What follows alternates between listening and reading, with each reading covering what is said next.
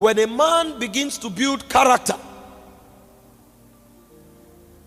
the first thing God does is that God empowers him. That's the first advantage of godly living, holy living. That's the first advantage of character. In Psalm 24 verse 3, it says, who shall stand upon the mountains of the Lord? Who shall ascend his holy hills?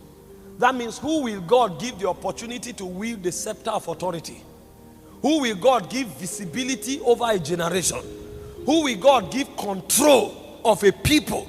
Who will God allow authority to impact a generation?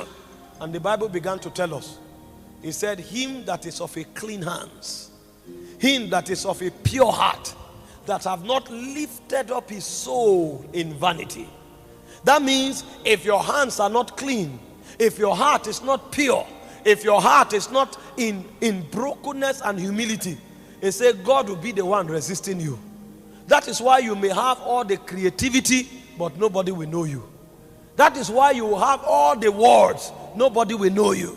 That is why you have all the invention, nobody will take advantage of it, because it said, if it's God, for God to exhort you over a generation, for God to give you authority over a generation, what God looks at is not what you can do, it's who you are. Is your hand clean? Is your heart pure? Is your soul lifted up in vanity?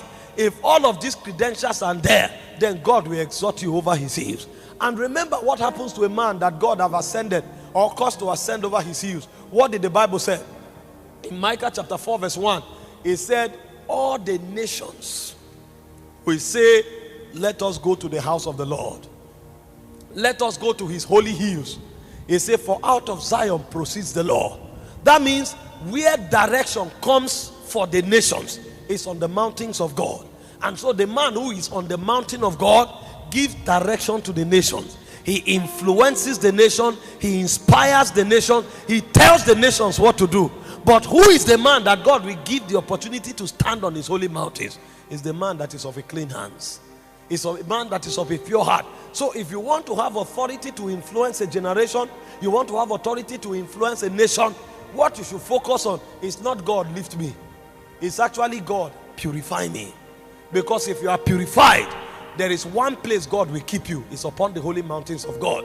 And if you're on the mountains of God, the nations of necessity will seek you, because you will be the one to give them direction.